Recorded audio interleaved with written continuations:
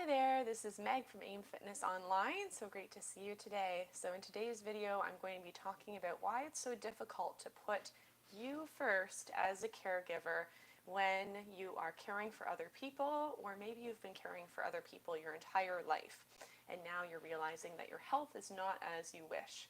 So I'm going to give you 3 reasons why, and then I'm also going to give you 3 solutions and how you can make a change. So number one, what I see a lot of the time when I'm working with my clients and meeting with new seniors to chat about their health, because as a personal trainer and a health advocate, I love asking questions and I love to find out why something's working and why something hasn't worked in the past. And what I find from a lot of people is that they've gotten into the habit of caring for others.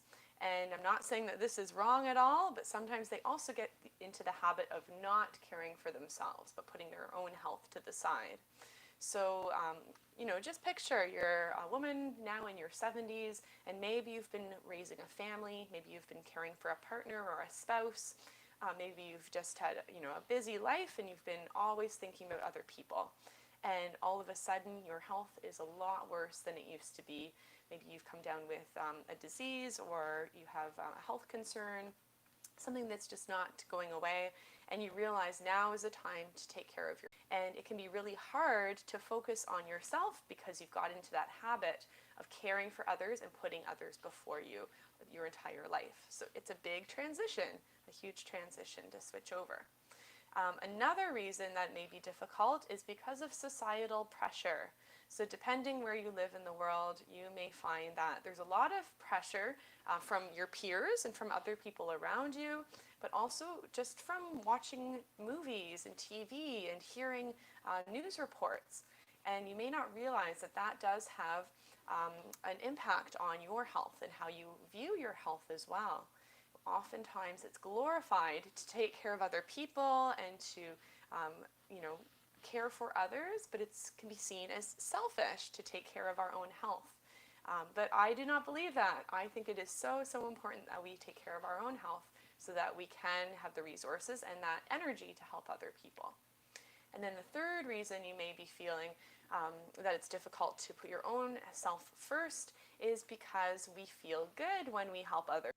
And just being really admired for all that you're doing for the community or for doing for other people in your life. So because of that, because you're feeling fueled and admired and appreciated, it can be very difficult to put yourself first or take care of yourself if you're not giving yourself that same appreciation.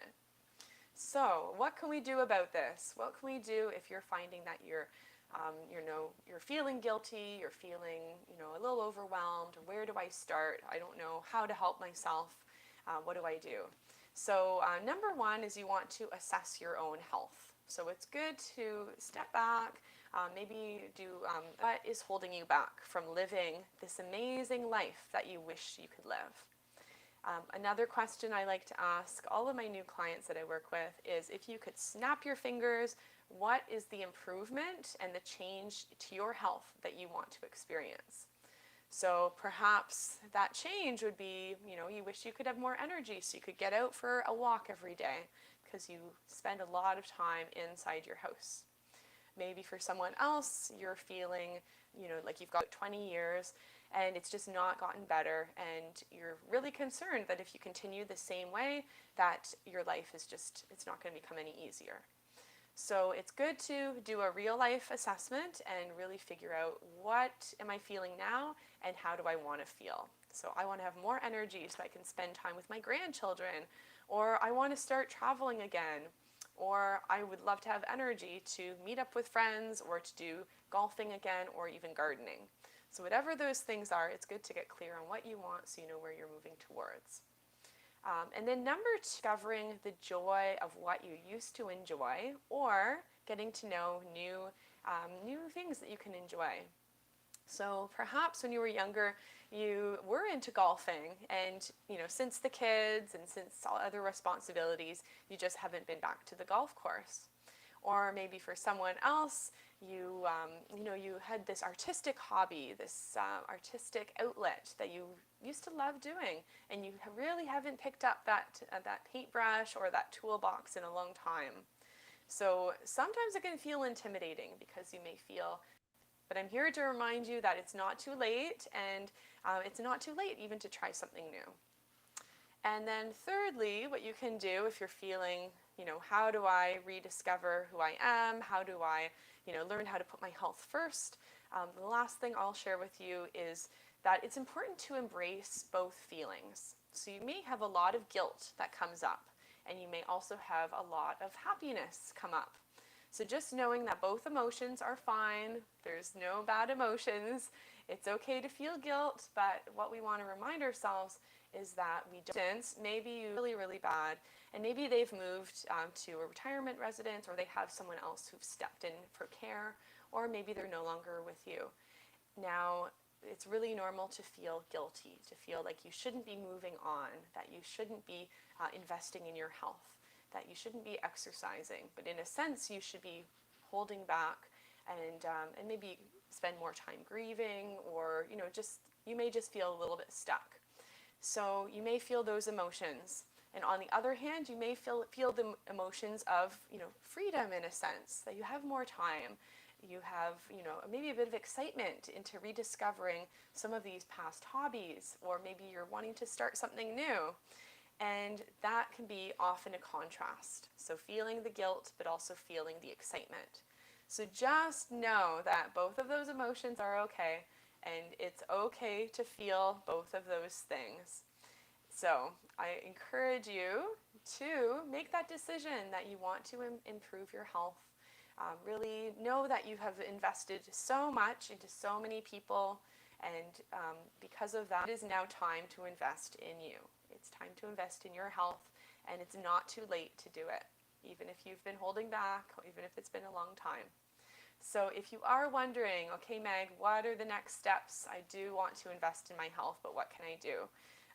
So number one is comment below. I would love to hear if this is your story, if you have been investing in other people's health and helping them out.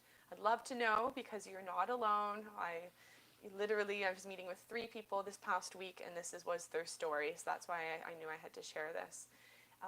So number to do something about your health. Make that decision today. So maybe that is looking into my online fitness program. Now you can join from anywhere in the world. I've made sure that anyone who wants to join can. So I'll leave my link below. Check that out. It's a monthly program that has exercise videos, longer ones, that you can do right at home, and you as well get some coaching, and you get some great resources like calendars and other tools to help you build healthy habits. Now, if that's a group program isn't for you, or you need to have that touch point, I also offer one-on-one personal training, and we can do that virtually. And I have a team of trainers as well that works with Willie. So if you'd like to book a call, if you want to talk about your health, if you just want to sound things out and really get some ideas, I'm here for you guys. I know that it can be a struggle, but I know that putting your own health first is going to be one of the best things that you can do as a caregiver. And even if you're not a caregiver anymore, this is the best thing you can do, because it'll lead to so much. It'll lead to so much energy. It'll lead to so much more purpose in your life. And exercise can really be that fuel to keep you going and to really read you so much for watching. I hope that you feel encouraged, know that you are not alone, and know that it's never too late to make a change today. All right, I will see you guys in the next video. Have a wonderful day. Bye-bye.